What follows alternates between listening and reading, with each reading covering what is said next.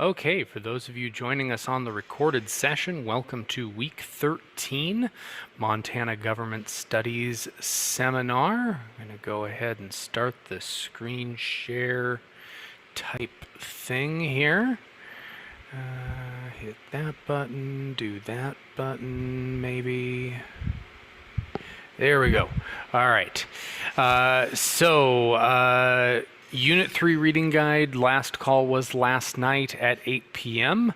There was a flurry of activity getting those turned in, but still a number of folks who did not turn them in. So, sorry.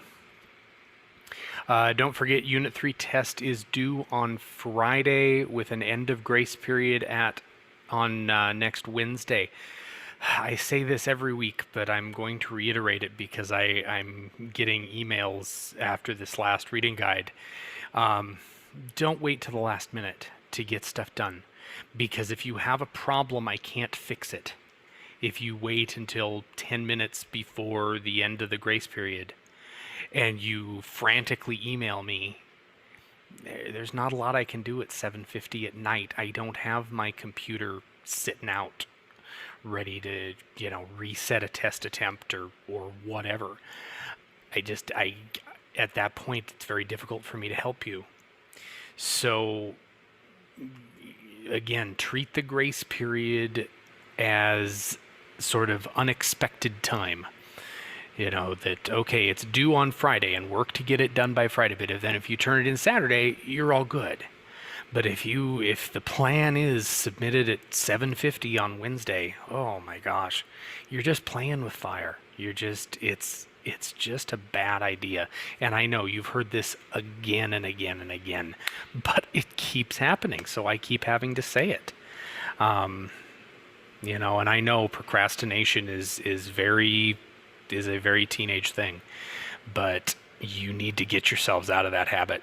You've got to. It's just not going to help you in the long run to constantly be waiting till the last minute on stuff. Just get out of the habit now, really. Don't forget the extra credit opportunity. You still have a month on that or so, but get it done. Remember, you should not, by any stretch of the imagination, be not doing assigned work to get the extra credit done. That's stupid. Okay? The extra credit is for if your assigned work is turned in that is due, at the moment. Then you can work on the extra credit opportunity. But don't skip the assigned work to do the extra credit, because that's not in the end going to balance out. The extra credit's worth a maximum of 60 points. If you blow off, say, a reading guide to do the extra credit, you're still short 15 points. So, yeah. Don't forget to do the seminar work. Remember, that needs to be in by Monday at 8 a.m. is the cutoff on that. And I tend to grade it shortly thereafter. So remember, that's the news quiz and the seminar journal. Still have people that are only doing the news quiz, not doing the journal. Not very many people do the journal and not the news quiz, occasionally, but it's usually the other way around. And then last but not least, and as always, join the Remind. Please join the Remind. If you're not on the Remind, you're missing things. All right, there we go. Any questions on the announcements? All right, there we go. So it's interesting that the CNN 10 talked about the Armenian genocide because we're also talking about cultural genocide today, and a little bit actual, physical genocide. But I thought it might do well to have a definition of cultural genocide. Acts and measures undertaken to destroy nations or ethnic groups' culture through spiritual, national, and cultural destruction. And I bring this up, and that's actually a definition from the Armenian Genocide Museum. which I've never visited, but I'm sure is an interesting tour. But I bring this up because this is basically what the U.S. government attempted to do in the late 1800s, early 1900s, arguably longer than that, depending upon your perspective.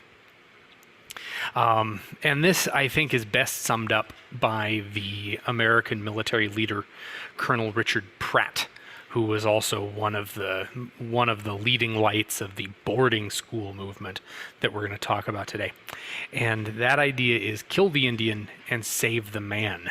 Essentially, if we can't outright kill this group of people, which the government, the jury was not, back in on that.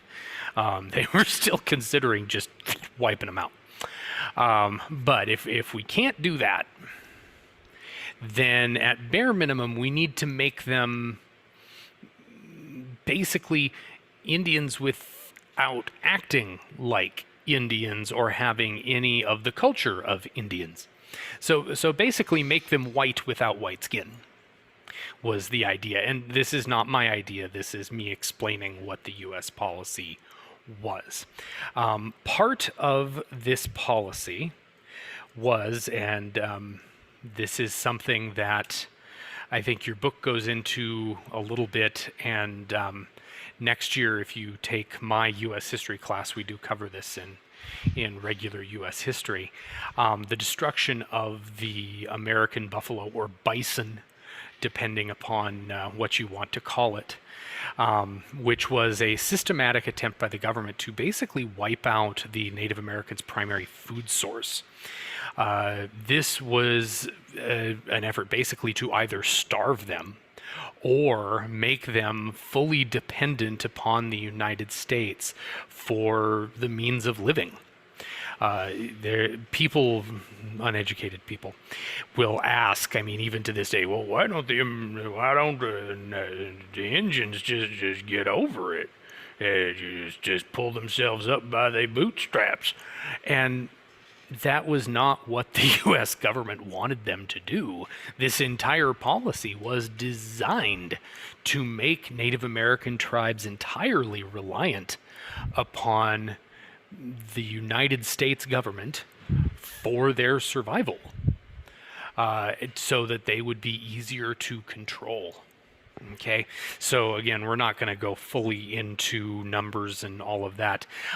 If you are planning on doing the extra credit, one of your options for that is the Russell Museum. And if you do the Russell Museum, in the basement of the Russell Museum is an entire exhibit on the buffalo or the bison.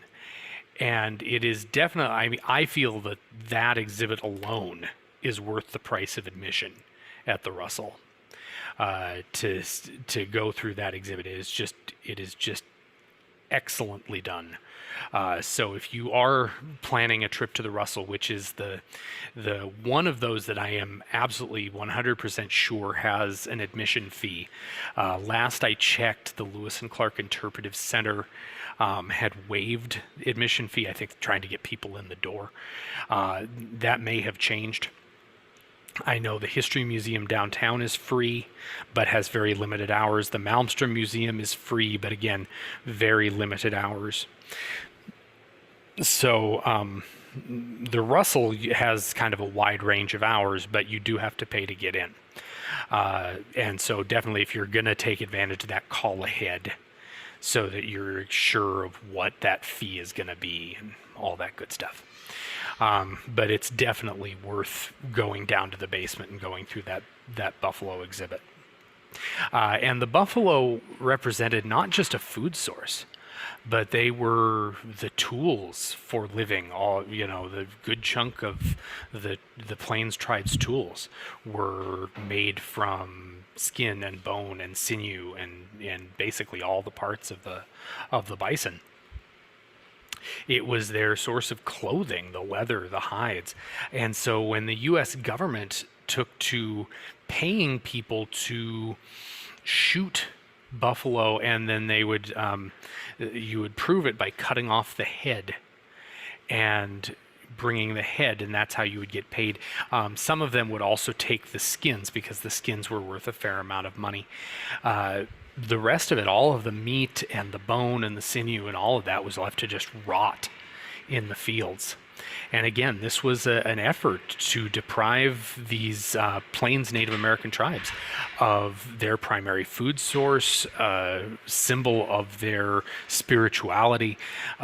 This was definitely a part of not only physical genocide, but cultural genocide.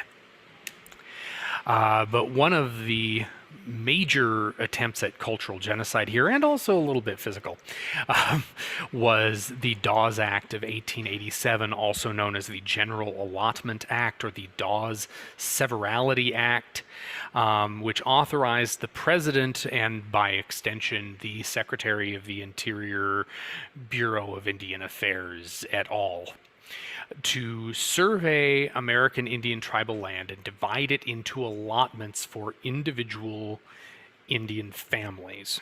Okay, so this was very different than how the tribal structure had worked up to this point. This was an effort to weaken the tribes and basically make them not as strong so that eventually the tribes could be easily dominated. Up to this point, all of this reservation land had been kind of in the name of the tribe and had not been divided for individual families. So this gave individual families plots of land, the idea being that they should become small, virtuous farmers like the ones in Thomas Jefferson's imagination. But the other thing that happened here was for a lot of these tribes, they had more land in their reservation than what was, evenly divided into little plots for each family. So the government was then free to sell that leftover land to non-Native American settlers, to white settlers. And so this was an effort to instill the concept of private land ownership, which again was not something that most Native American tribes had really as a part of their society. That was not a cultural thing for them. Also an effort to turn this, in the case of the Plains tribes, once nomadic peoples, into, again, small, virtuous farmers. And again, this was an effort at essentially cultural genocide. And this cartoon just kind of shows the Dawes Act was basically an effort to eat up extra Indian lands and turn them over to white settlers. And this led to a number of wars between, roughly the Civil War through the early part of the 20th century. The U.S. government fought a series of wars against tribes who were resisting these efforts. And this led to lots of different massacres that happened throughout primarily the West. Another part of this policy that was essentially cultural genocide, and I think this part is even more insidious, was this policy of sending Native American children to boarding schools. So I want you to imagine it's your first day of kindergarten. I don't know how many of you maybe remember back to that. I remember my son's first day of kindergarten. I a then mid-30s man, wept openly in front of Riverview School because I was so sad that at this milestone. Well, imagine you're 5, 6 years old and it's your first day of school, and not only are you being, dropped off by your parents for 6, 7, 8 hours, but you're being put on a train and sent across the United States to live in essentially a dormitory. So kind of like college, only you're forced to be there and you have no actual freedom, unlike college where you can kind of do whatever you want. And you know, at 6 years old, 5, 6 years old, that's what we're talking about here. And some, you know, got to be older, but that was the idea, was to take the children of these tribes away from the tribes and educate them in the ways of the West, in the ways of the white man, European American heritage. And as such, take away Native American languages, take away Native American history, take away culture, and essentially turn these young people into non-white white people, you know, in a nutshell.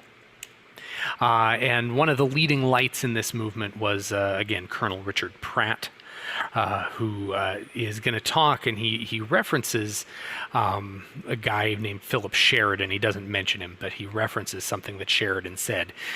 Sheridan, who, if you know Sheridan, Wyoming, or Sheridan County, Montana, he's who that was named after. And Philip Sheridan said the only good Indian is a dead Indian. So Pratt, in 1892, says, "A great general has said that the only good Indian is a dead one, and that high sanction of his destruction has been an enormous factor in promoting Indian massacres. In a sense, I agree with the sentiment, but only in this, that all the Indian there is in the race should be dead. Kill the Indian in him, and save the man." So right there, this guy is basically saying, okay, we can let them live, but we need to completely change who they are, so that they fit in with white society. You know, this is not a melting pot, such as we think of, where, oh, and this culture brings this, and this culture brings that, and now we have this homogenous thing. No, this was, okay, you're going to conform to our standards. And Pratt was not the only guy that had this, and this was not just something that was happening in the Native American community. Immigrants were facing a very similar sort of pressure. Think about guys like Henry Ford, who you'll talk about next year in U.S. history, who actually had Americanization classes in his factories for his workers, and they were expected to take these classes and learn English and basically become Americans, as Henry Ford deemed that to be. Incidentally, if you ever had to square dance in a gym class, that is because of Henry Ford's abhorrence of jazz music. And he wanted to basically get public schools teaching traditional American square dancing as a counterbalance to jazz and you know, the dancing, the lascivious dancing that accompanies jazz. So yeah, another topic that if you take my U.S. history class next year, you will get to go into.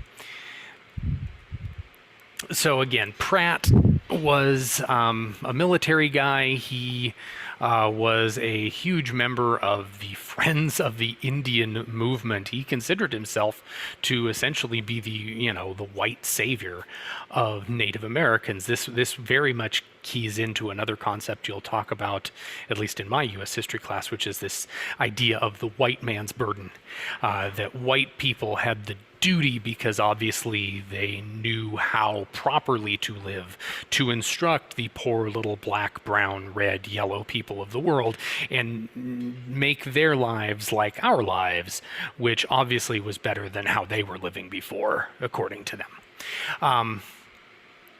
So Pratt is the founder and the head for many, many years of the probably most notorious Indian boarding school in the country, known as the Carlisle School in Carlisle, Pennsylvania. This was not the only one by any stretch of the imagination, but this was when you think of Indian boarding schools, there are only a couple you really think of, and the Carlisle School is kind of number one there. But Pratt also sanctioned forcible beatings of Native Americans to get them to stop speaking their own languages, and that has repercussions down the line. I mean, to this day, a lot of tribes, even here in Montana, are having to turn to technology to try and preserve their native languages so that they can be taught to future generations, because the only people that speak them are very, very old. at this point, and without recording that language, it will completely disappear. And this is a picture. The student's name is Tom Torlino, and you got to think Tom was probably not his original name, who was a Navajo Indian, and this is a before and after picture of him from, I believe this is from the Carlisle School. I'm not positive on that, but all of these schools had, would have similar pictures. Basically, they come looking native and leave looking white, was the idea. And notice he's now in the after picture. He is wearing Western style clothing, the tie with the suit, the Western style haircut, which is another example of sort of cultural genocide. For a number of these tribes, hair was a sacred thing, and so to cut that was really represented a break from their own culture.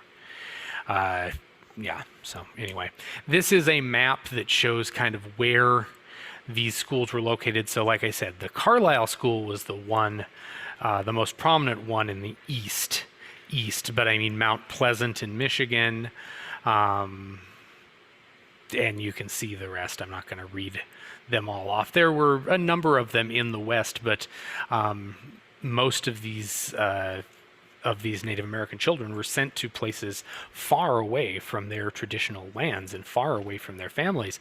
And just imagine you're sent there for, from age 5 or 6 to age 18 or 21.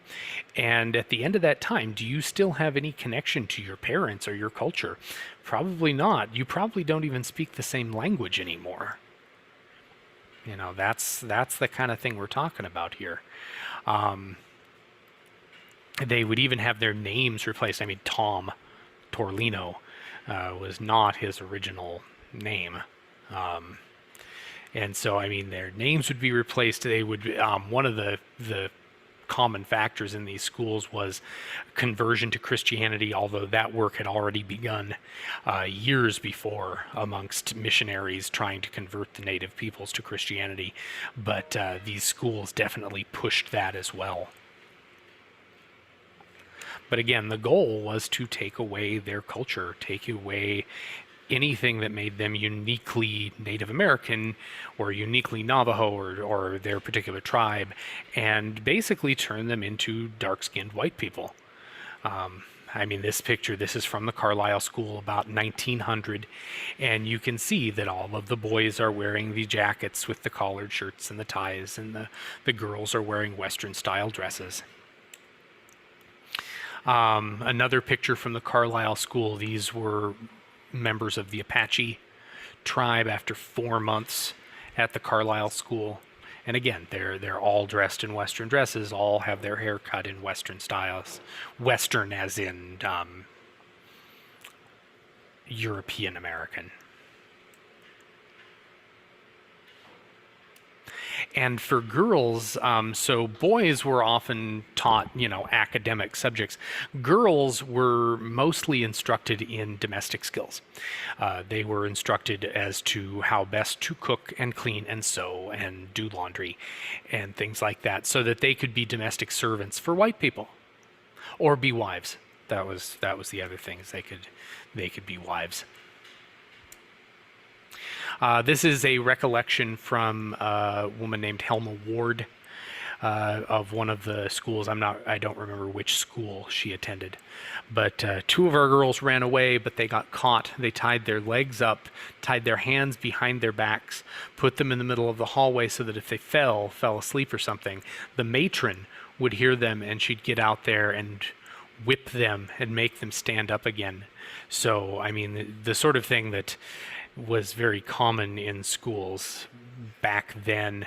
I mean, beating of students was not uncommon into the 1970s, even in public schools. And then in I think a moment of clarity for Phil Sheridan here. General Phil Sheridan was one of the primary architects of all of these policies, certainly the destruction of the buffalo, but he was a major military figure and was very much listened to, especially in the West. And he actually sort of explained what happened here.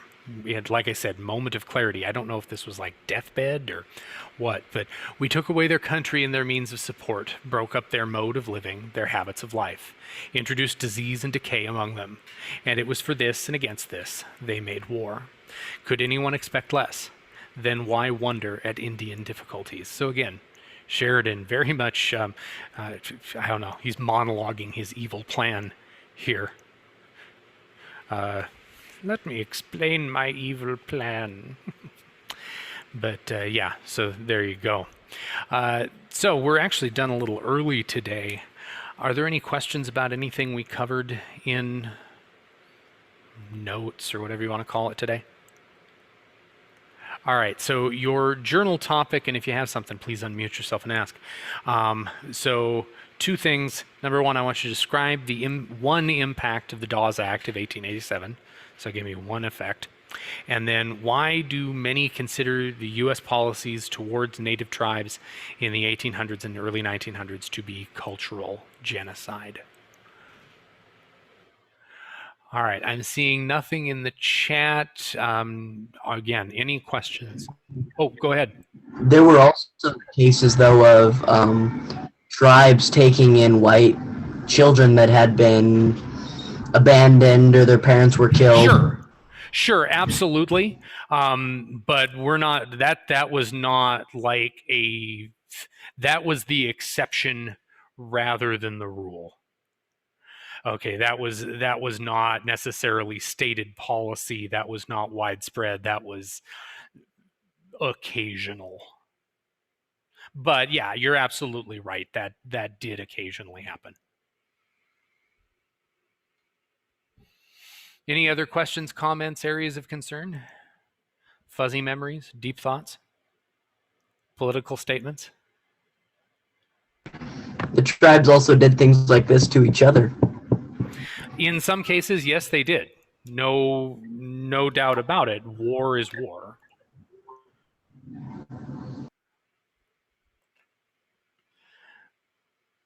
But I would also say that you didn't have, for the most part, one tribe completely slaughtering another tribe. You didn't have what we would consider to be genocide. You had wars, you had conflict, but there was no case of tribe A completely wiping out tribe B. That to my knowledge, that really didn't happen. So I do think there's a difference there. Yeah, and one of the things that I think is kind of quite interesting is that with them having wars against one another over property and land and things, but yet it shows in their religion and culture that land had no ownership. It was just well, and I think it wasn't necessarily this is my land, this is your land. It was use of land. Again, they didn't really have a concept of ownership per se. How can you own the earth was kind of the idea here. So I mean, their natural human instinct, I think, is to sort of mark your territory, kind of like dogs. But well, that's animals in general. Once you find a resource to further your own survival and your people's survival, to take it and guard it. Yeah, but the other thing is that most of these tribes didn't have the technology to really have exclusivity on the land. Thank you, Riley. Yeah. Have a good day. So I mean it's unlike today where we can patrol borders of territory relatively effectively. That was a lot harder to do back then. So yeah. Well, but the white men weren't the only ones that were wiping out buffalo and not using all of them. Like when they would run them off a buffalo jump, they would only use certain parts and they'd leave the rest to rot and die. Yeah, but we're also not talking. I mean, that would be a particular herd. By the end, I mean they started with millions of, at the time that the first Europeans arrived on the continent, there were millions and millions and millions of buffalo on the plains. By the time we get to about 1910, the Smithsonian had trouble finding 10. Mm-hmm. I mean, that's Did the kind. So that, yeah, they did hunt and drive them off of buffalo jumps and all of that jazz, but we're not talking the widespread destruction that the U.S. government encouraged, where they sent, I mean, yes, white hunters, as well as, I mean, there were tribes that took advantage of this as well. I forget if it was the Comanche or the Apache that had major contract to kill in large numbers, and they were paid by the government. But again, this was a means, the hunting that the Native Americans were doing up to the point of this policy from the US government was not something that was going to drive the buffalo to extinction. That was the goal of the US government, was to drive the buffalo to extinction, or damn near. and honestly, in my opinion, I think the worst thing that they did with this is making it so that they were reliant on the government, Mm-hmm. opposed to, like, yes, it's bad to take lands and divide it up into families, but it would have been better to, let's say we divide it up into families and then let them run cattle or grow wheat or something so that they're dependent on themselves and they can take care of themselves. Because humans need, we need something to work for us to be functional. Yeah. And so when you make it where, because you can't tell me that they're doing so tough when the government goes in and builds them this large apartment complex, and the first thing they do is rip all the copper piping out of it. Well, okay. But again, this is one of those examples of the seeds that we plant growing to fruition. Okay. And would it have been better to do this a different way? Yeah. Would it have been better that we hadn't done this at all? Maybe. I don't know. We're talking history, and I'm not going to get into value judgments of modern stuff. But in any case, that's from a historical standpoint, this is where we stand. So, all right. Well, but I mean, also, it's kind of a necessary evil, because in today's world, would you be okay with some people setting up a teepee in your front yard and saying, "Okay, this is ours now"? Well, I guess, I mean, if we're doing that, would any of us be in Montana? I mean, that's we're getting into what if territory here, which I don't particularly want to be engaged in, because obviously the way our communities are set up right now, I don't want somebody living on my front lawn. Okay, but I guess things would be different if that was still a thing, and that's obviously not. So in any case, I think we're going to end it there, unless anybody has any other questions. Have a good. Thank you. Have a good one. You too. Thank you. Yep. Bye.